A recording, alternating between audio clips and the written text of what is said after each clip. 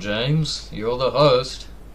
So, you got me into this band called Dire Straits. Oh yes, Dire Straits, guys, a very underrated band. Not sure if most viewers have even seen it because you probably will recognize like the music they make, but you probably don't, actively listen to Dire Straits as a band. I mean, they come over on the radio and that kind of thing, but there's actually surprisingly not that many people that are like, die-hard Dire Straits fans.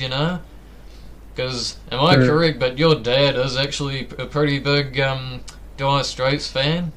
Yeah, he likes Dire Straits. Yeah, my granddad, Mr. Sellotape Man, also is quite a big fan of Dire Straits. He always plays it in the garage. Yeah, you told me that. Yeah.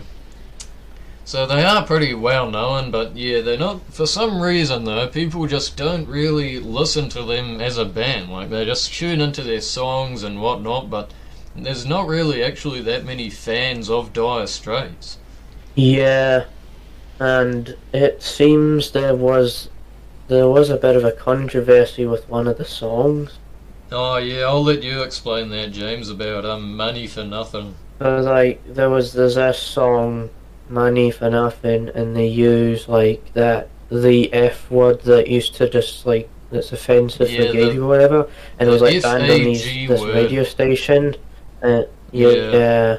So there is actually a bit of a story behind that, though. It's not actually Mark Knopfler, the main, the lead guitarist and singer. It wasn't actually his perspective of singing that song. Like basically, the lyrics are actually in the perspective of someone else. So he wrote the lyrics, but he didn't actually mean it. You know what I mean? So he doesn't actually use the F word, at all, really, because it's in the perspective of someone else that he's using it in. Just a song that they do, so no matter how the lyrics are, I guess it doesn't really matter.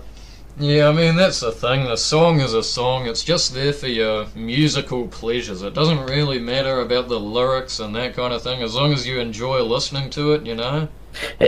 There are songs that use the N word. Just a song. Oh yeah, that's mostly like African American sort of rap kind of thing.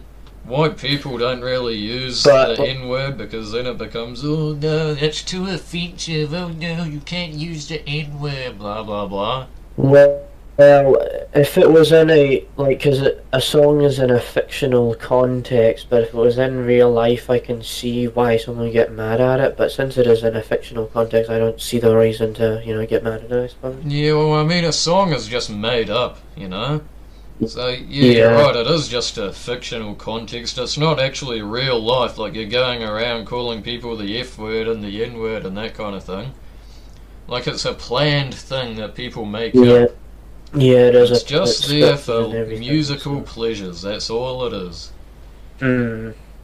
But yeah, so anyone in the audience that has never really, given Dire Straits a shot, because there's also Phoenix. If you're listening to this, Phoenix, right now, you better actually give Dire Straits a shot, because you're always going on about, oh, Dire Straits is mad, blah blah blah, but you don't actually give them a shot, Phoenix. So I don't know what to tell you.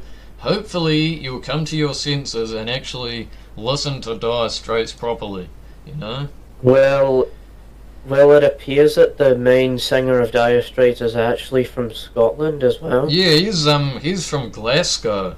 So because I actually brought James into this whole Dire Straits thing. So I'm surprised that you weren't a fan of them before I even brought them up, because he is from your same city that you're born in. Yeah. I think there's this one song where you could tell that the Glaswegian accent was coming through. Yeah, he doesn't really have the biggest sort of Scottish accent, because he did move out of Scotland when he was 7, I think it was, and he moved to England. So his accent did sort of evolve a bit. Yeah. But in one of the songs, the Sultans of Swing, you can sort of hear the accent coming through, like the Sultans of Swing and stuff like Yeah, that. yeah, I get what you mean. The Sultans of Swing was like one of their early songs, I'm pretty sure. I think it was like their second song that they ever made as a band. Yeah, So it is pretty early on, so maybe his Scottish accent just shined a bit more then, I guess you could say, earlier on in his life, I guess.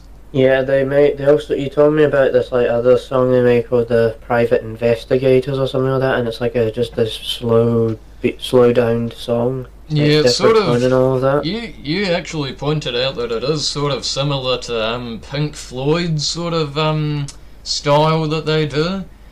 And I guess I see what you mean Yeah, there, it because it is. is sort of a more slow, sort of a blues type melody, really. But it is one of their lesser known songs.